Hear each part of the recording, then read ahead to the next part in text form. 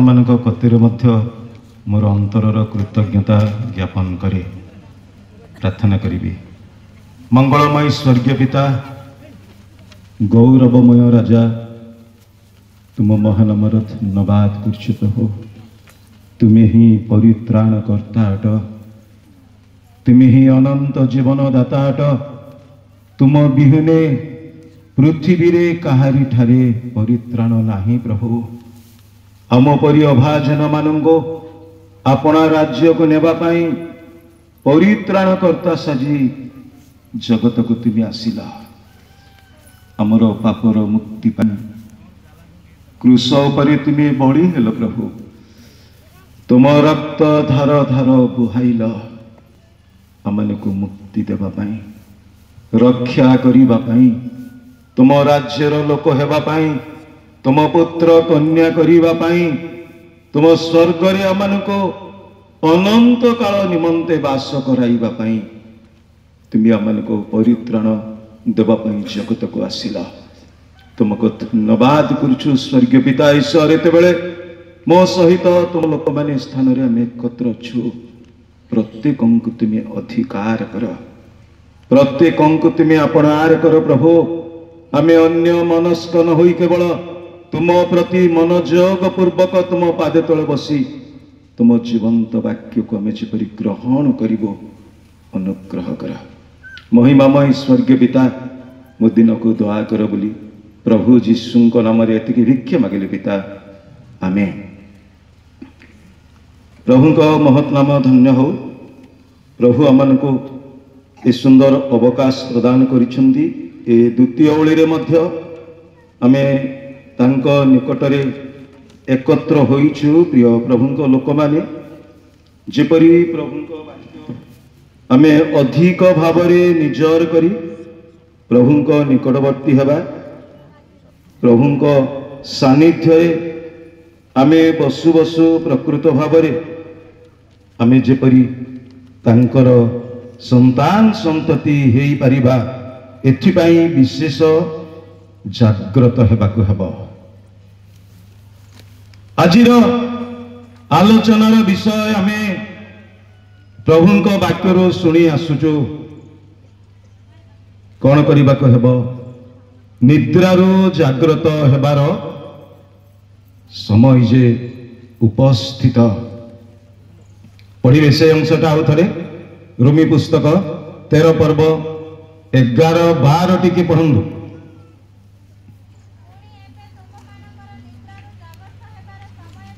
ଉପସ୍ଥିତ ଏହା ଜାଣି ଏହି ସବୁ କର।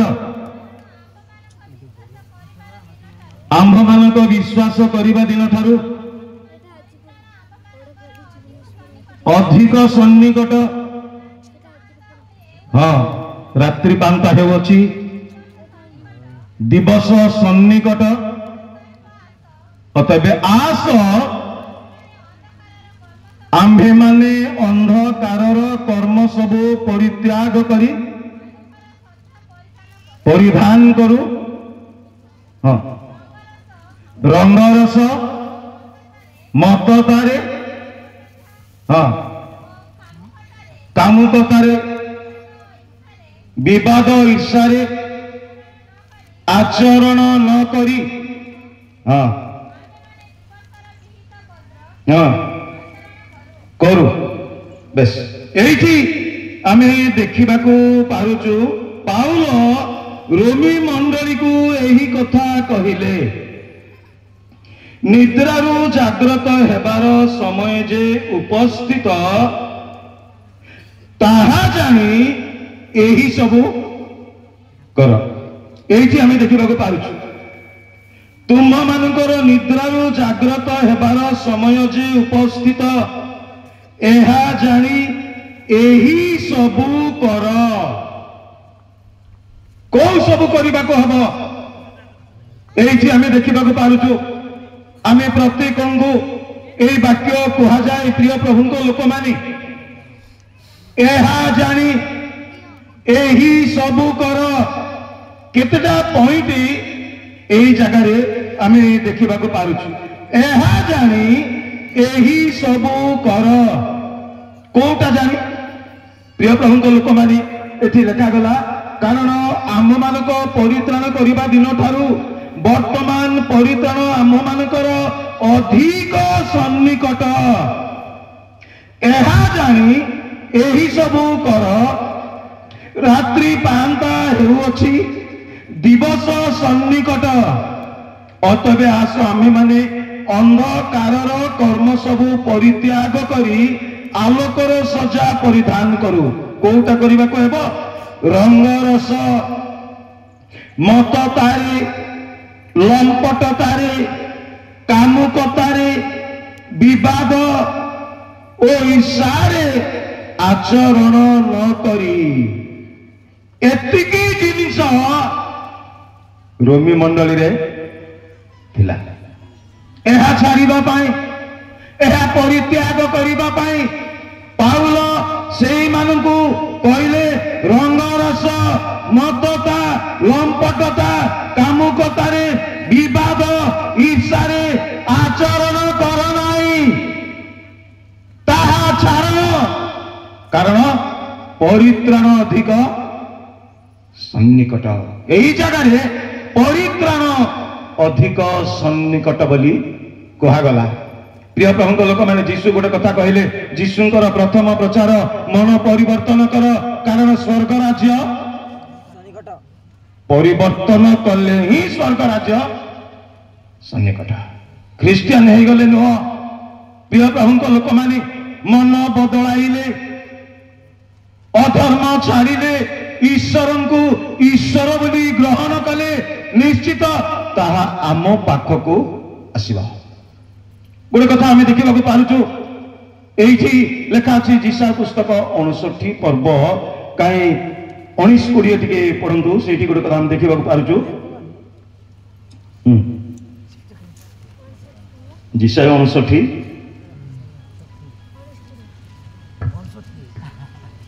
तहिरे लोक माने पश्चिम दिगरु सदाप्रभु नाम को और सूर्योदय स्थान लोक माने ताहांकर प्रताप को भय करिवे कारण सदाप्रभु निष्पास चालित प्रबल स्रोत पर से माड़ी आसीबे पुणी सदाप्रभु कहती सियोन को जाकुब मध्य जे माने अधर्म फेरती से निकट को एक मुक्तिदाता आसीबे प्रभु जीशु ख्रीस्ट 2000 वर्ष तले जगत को आसिले एठी आमे देखिबा को पारुचो जेउ माने अधर्म फेरंती से मानक निकट को मुक्तिदाता परित्राण करता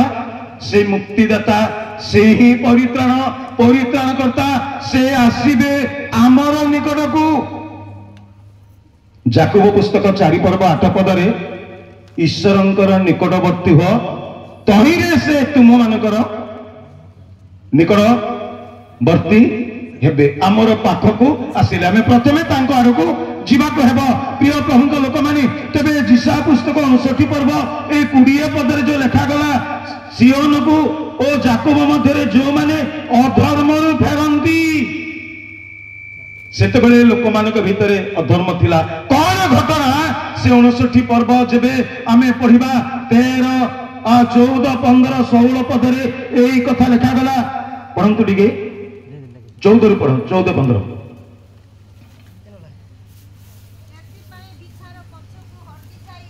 हां धर्म दूर रे ठिया होची छक स्थान रे सत्यतार पतन होई अछि सरलता प्रवेश करि पारु नाही सत्यता भाव जे दुष्कर्म वो जे दुष्कर्म त्याग करे से अपने को लूट स्वरूप करे पुनी सदा प्रभु या देखिले आ अन्याय न्याय विचार न थिबारु असंतोष हेले लोक मानक भितर देखिले आमे देखुचु एथि पई विचार पछकु हटि जाय अछि धर्म दूर रे अछि लोक मानक भितर धर्म एथि आमे देखिबाकु पारुचु कोन पई प्रिय प्रभुଙ୍କ लोक मानी जा परमेश्वरंकर संतोष जनक नुह गोटे कथा पितर से लिखिले प्रथम पितर तार एक पर्व आमे जदि पढ़िबा तार 2 ठारू टिके पढ़ंतु से गोटे कथा लिखा अछि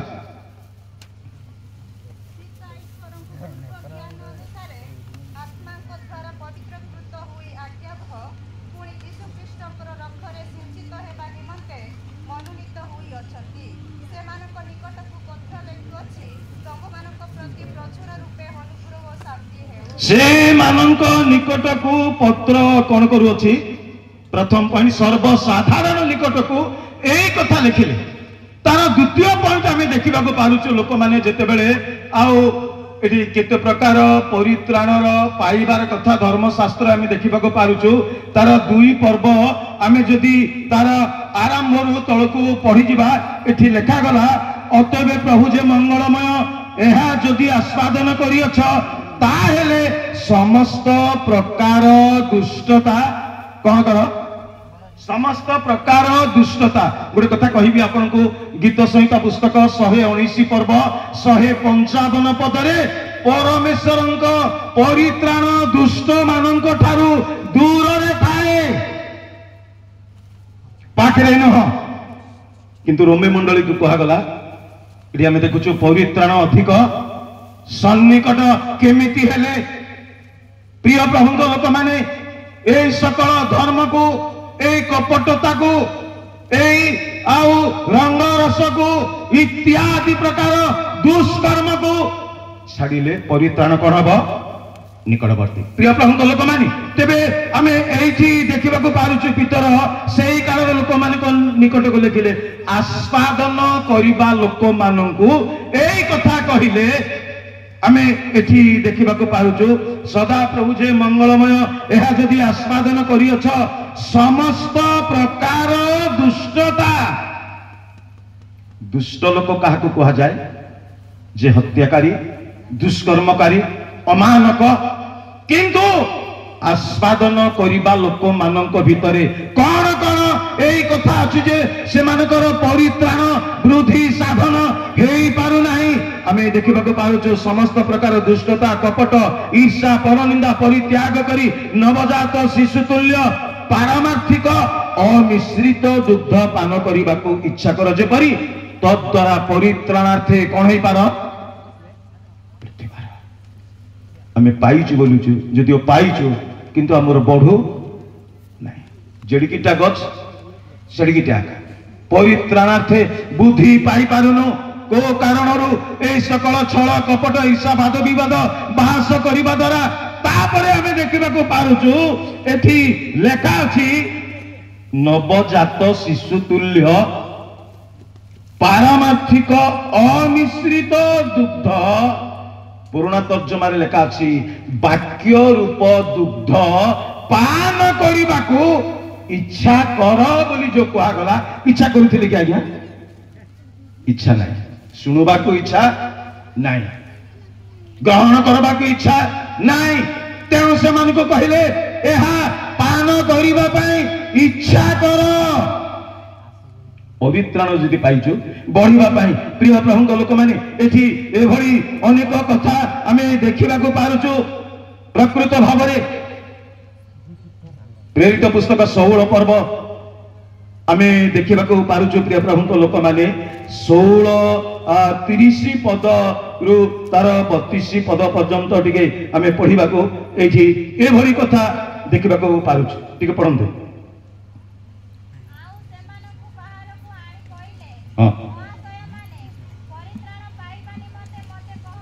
मते कौन करबा को हेबो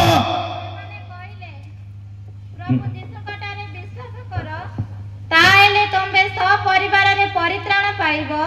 परे से माने तांको ओ तांको गृह रे तिबा समस्त को ईश्वरन को वाक्य कहिले आउ से माने को रात्रि रो सेई गडी रे गेनी जाई से माने को प्रहर रो क्षत सब धोई देले पुणी से ओ तांकर समस्त सेई क्षणी बाप्तिजित हेले सेतिरे से माने को आपण गृह को गेनी जाई खाद्य परिवेशन कले बस सतकी थाउ ए माने को केते बेले डुबन देले आज्ञा रात्रि रे से ही रात्रि रे को रात्रि रे से माने जेते बेले आकुल व्याकुल हो गले परित्राण पाइबा पाई कौन करबाकू हेब महाशय माने का कथा एटा कारारक्षक प्रिय प्रभु लोक माने प्रकृत भाव में आमे देखा पारुचु कहले परित्राण पाइबा पाई आमे कौन करबाकू हेब महाशय माने आम भितर कौन यही प्रश्न उठुची कि प्रकृत भाव में धर्मशास्त्र यही कथा आमे देखा पारुचु आमे जेपरी परित्राण प्राप्त हेबा कारण से आमर परित्राण करता सिफन्य पुस्तक तार 3 पर्व 17 19 पद टिके पढ़ंतु। हाँ सिफन्य पुस्तक 3 पर्व 17 19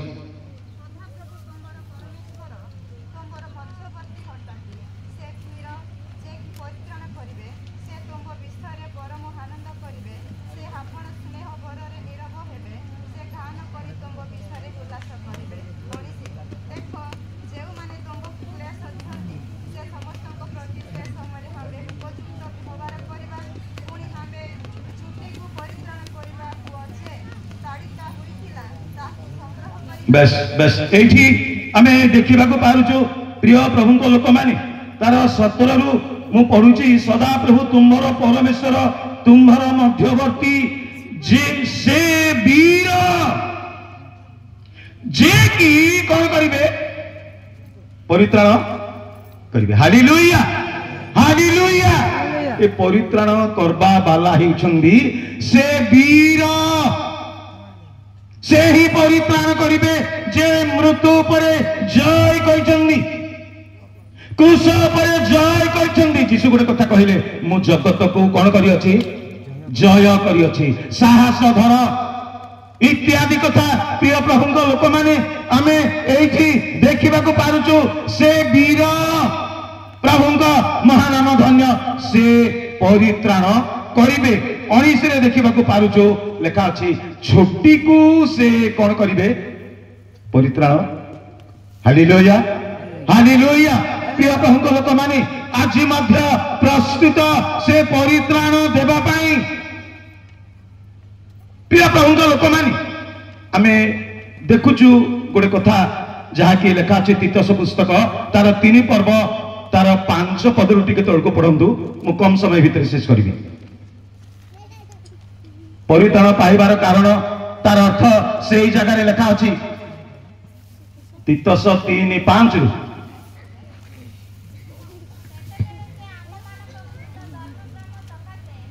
नुहे आपणार दया अनुसार पुनर्जन्मर प्रक्षालन पवित्र आत्मांक नूतनीकरण द्वारा तुम्भ मानंकु परित्राण करि अछंदी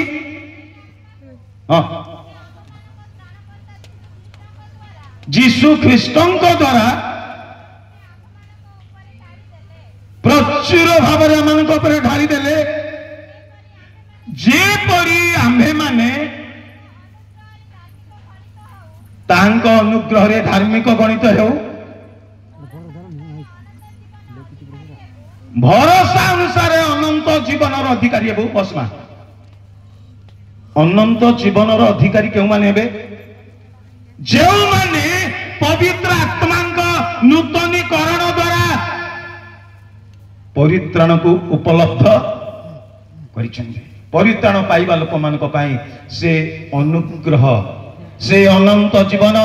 आगो को जो भरोसा अच्छी प्रिय प्रभु लोक माने तेबे प्रकृत भाव में परित्राण पाइबा लोक मानक पई से अधिकार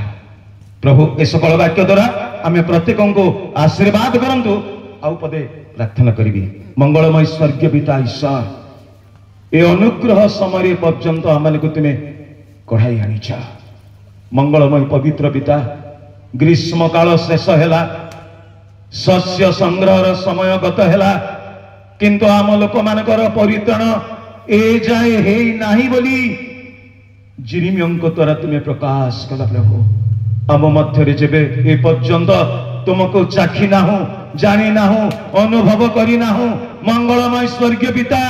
तुम महा अनुग्रह रे प्रत्येक को तुम रक्त द्वारा प्रत्येक को बांधी पकाओ आम जेपरी तुम राज्यर लोक हेबो कृपा कर मुदिन अभाजन को मंगलमय प्रभु तुम लोक माने आह्वान कले तुम लोक मान को तुम्हें आशीर्वाद कर ए अंचल मंडली को ए अंचल तुम आत्मागण को तुम सती कन्या तुल्य गठन कर तुम्हें आगमन करबा बेले तुम सहित निकुंत भाव साक्षात करने प्रत्येक को कृपा मंगल कर अवशिष्ट सकल कार्य पर विशेष करी तुम्हें आशीर्वाद कर बोली प्रभु जीशु नाम भिक्षा मागिली पिता आमेन।